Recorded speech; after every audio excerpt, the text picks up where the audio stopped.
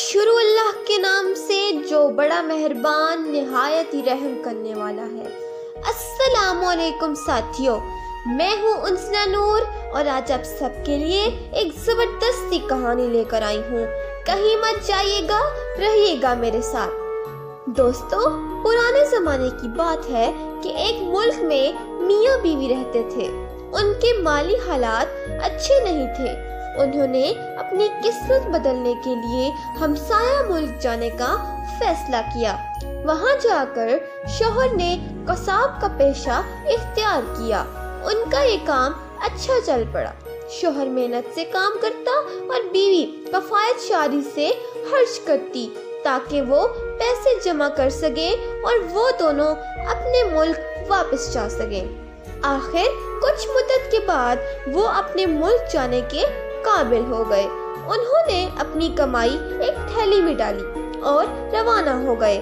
راستے میں وہ ایک جگہ آرام کرنے کی خاطر رکے تو انہیں ایک اندھا فقیر آواز لگاتا ہوا نظر آیا کہ ہائے، آنکھوں کی روشنی بھی گئی اور دولت بھی، کاش مجھے کوئی ایک دفعہ پیسے ہاتھ میں رکھنے دے۔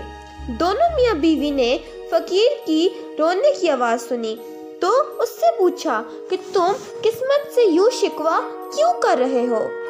فقیر بولا، ایک وقت تھا، میں بھی بہت سکھی تھا، اچھا کماتا تھا، مگر بد نصیبی سے سب تباہ ہو گیا اور میں امیر سے فقیر ہو گیا۔ اب کو یہ سوچتا ہوں کب سے پیسے ہاتھ میں لے کر نہیں دیکھے، کوئی اللہ کا بندہ دکھا دے تو بھلا ہو۔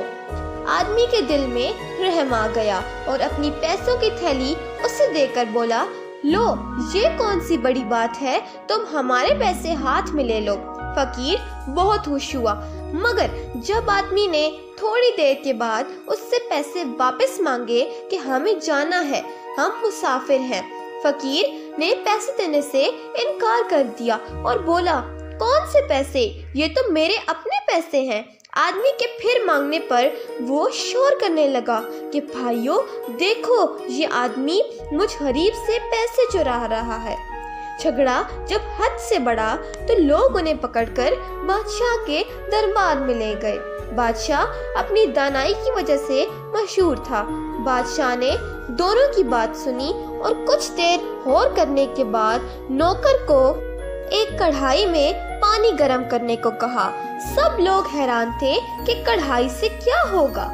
جب گرم پانی سامنے لایا گیا تو بادشاہ نے حکم دیا کہ سارے پیسے اس میں ڈال دیے جائیں۔ بادشاہ کے حکم کی تعمیل ہوئی۔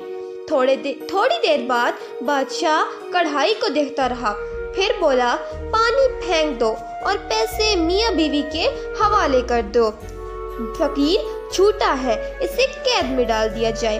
ساتھیوں، دونوں میاں بیوی بہت خوش ہوئے اور بادشاہ کو دعائیں دیتے ہوئے رخصت ہو گئے۔ وزیر نے بادشاہ سے اس فیصلے کی وجہ پوچھی تو بادشاہ بولا، پیسے گرم پانی میں ڈالنے سے پانی کے اوپر گوشت کی چکنائی آ گئی تھی، جس سے مجھے یہ پتا چلا کہ پیسوں کا اصل مالک کون ہے۔ ساتھیوں، یہ تھی آج کی کہانی، جس سے ہمیں یہ سبق ملتا ہے کہ جب کوئی مشکل درپیش ہو تو ہمیں عقل مندی اور سمجھداری سے مسئلے کا حل نکالنا چاہیے۔ ساتھیوں، آج تک کے لیے اتنا ہی۔